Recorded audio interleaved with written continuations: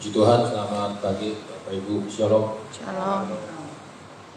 Pagi ini kita akan kembali belajar dari firman Tuhan dari 1 Tawarikh pasal 20. Pasal ini menceritakan keberhasilan Raja Daud melawan orang Filistin dan Bani Amon.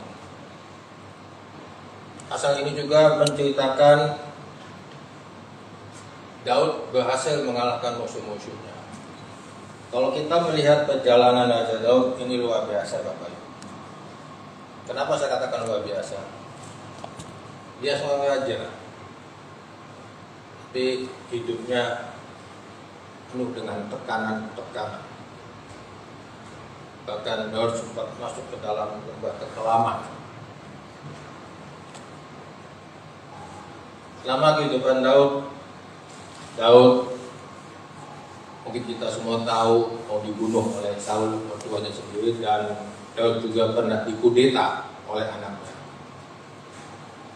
Tapi yang luar biasa, selama perjalanan Daud, walaupun menghadapi masalah demi masalah, masalah yang satu belum selesai, muncul masalah lain. Tapi toh pada ujungnya Daud selalu muncul sebagai pemenang. Itu yang akan kita belajar. Kehidupan Daud mungkin juga sama dengan kehidupan saudara dan saya. Saudara dan saya seringkali mengalami tekanan demi tekanan, ya, mengalami masalah demi masalah. Bohong kalau hidup kita nggak pernah ketemu masalah. Ya.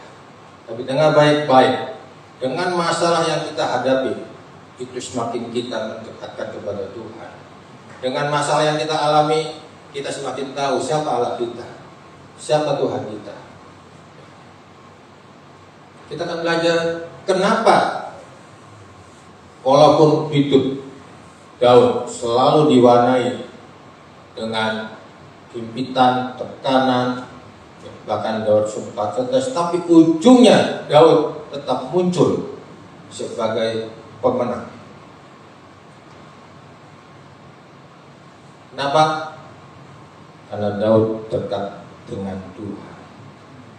Yuk, kita baca Mazmur 62 ayat 2. Tolong posisi. Mazmur 62 ayat 2.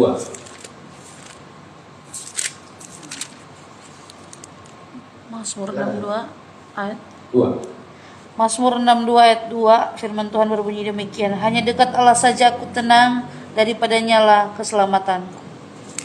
Terima kasih. Mazmur 62 ayat 2. Hanya dekat Allah saja aku tenang.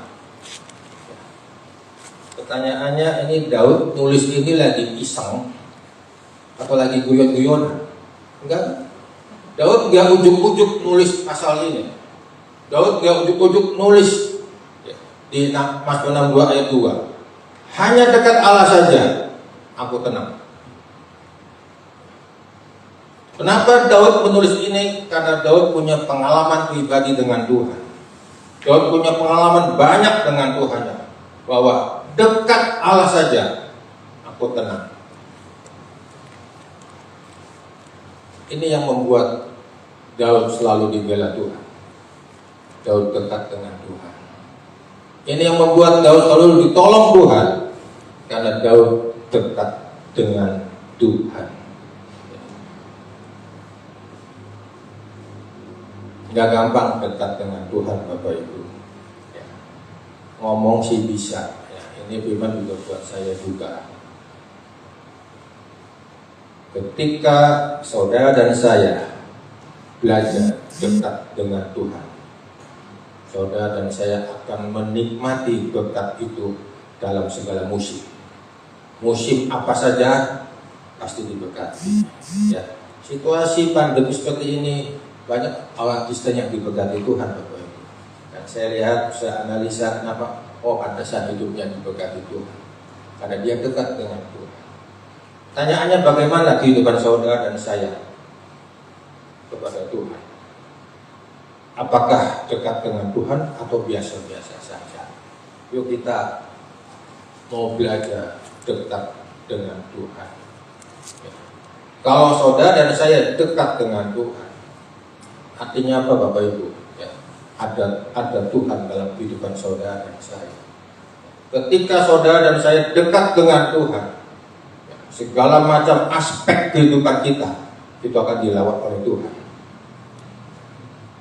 Ada banyak orang Kristen, aktivis, pelayan Tuhan, majelis gereja, mungkin juga hamba Tuhan. Hubungannya sama Tuhan biasa-biasa saja. Makanya hidupnya juga biasa-biasa saja.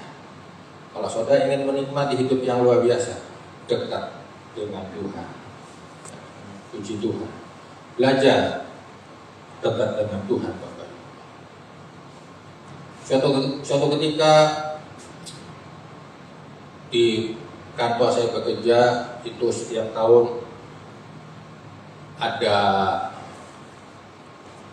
istilahnya reward dan punishment, itu tentang penjualan produk.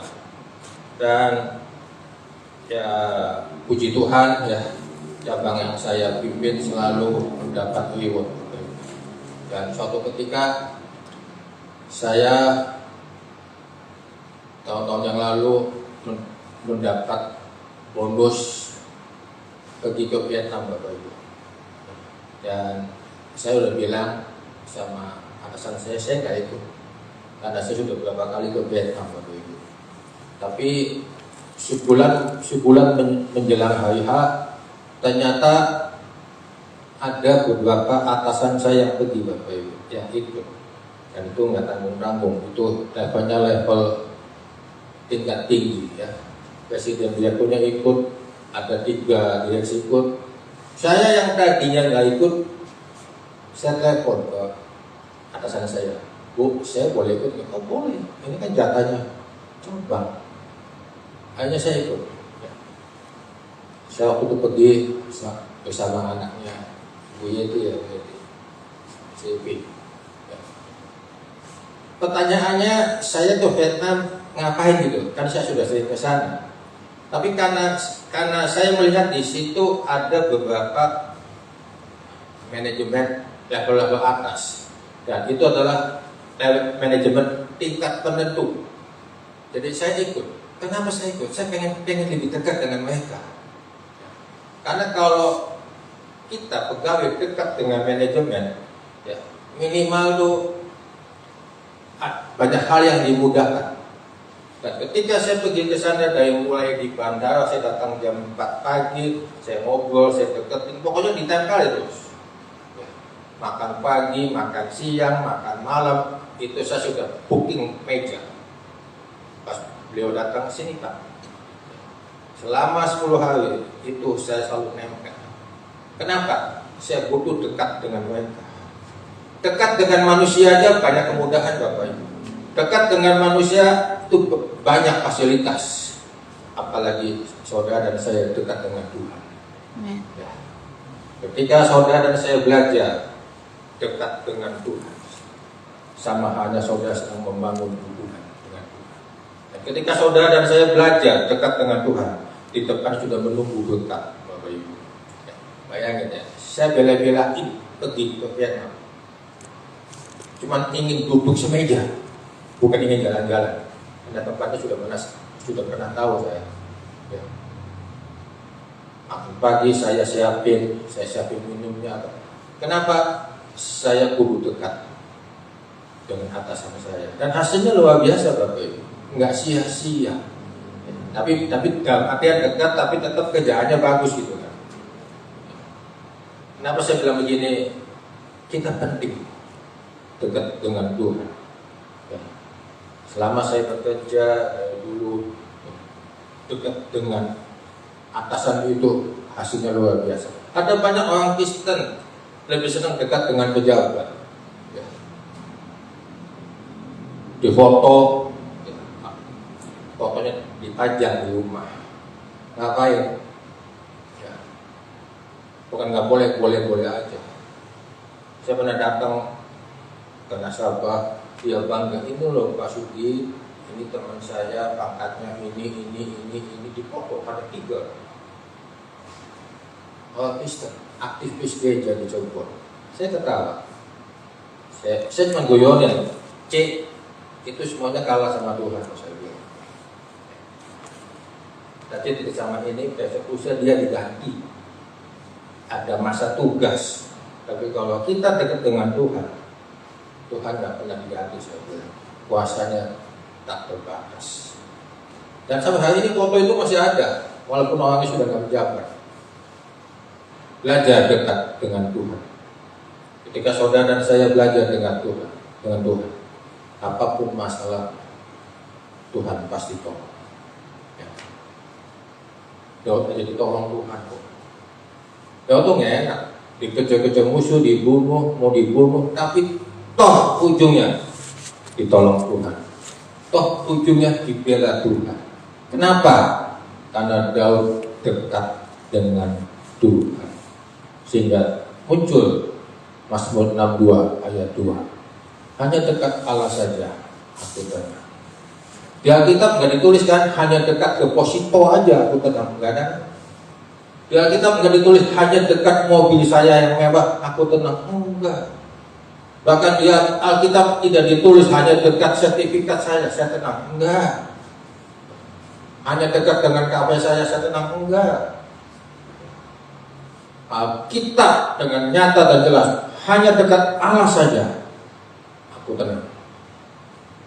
Pilihan ada di tangan saudara dan saya. Saudara mau dekat dengan Tuhan atau tidak? Ketika saudara dekat dengan Tuhan, ada aja jalannya. Ketika saudara dan saya dekat dengan Tuhan, saudara akan mengalami yang tidak mungkin menjadi mungkin. Banyak kisah nyata yang terjadi di masa COVID begini, muncul yang tidak mungkin menjadi mungkin. Dan saya pelajari kenapa? Oh iya, itu orang dekat dengan Tuhan. Oh iya, itu luar biasa. Dan ada banyak aktivis yang dekat dengan yang ke gerejanya rajin, tapi tidak dekat dengan Tuhan, ya biasa-biasa saja itu. Mereka mungkin bilang, oh Pak, saya nggak dekat dengan Tuhan, tapi saya diberkati. Setuju. Hobinya Tuhan tuh memberkati anak-anaknya. Tapi berkat yang seperti apa yang saudara dan saya terima? Milikilah berkat yang istimewa dari Tuhan. Saatnya apa? Dekat dengan Tuhan. Selama saya bekerja, saya hafal mana nasabah gede, mana nasabah bagus, mana nasabah awal, mana nasabah yang bisa bantu. Dan saya coba dekat dengan nasabah. Kuncinya satu kok, dekat dengan nasabah. Dan puji Tuhan, banyak dibantu. Ketika diberkati Tuhan, belajar seperti Daud. Dalam kondisi apapun juga, tekadnya cuma satu, dekat dengan Tuhan.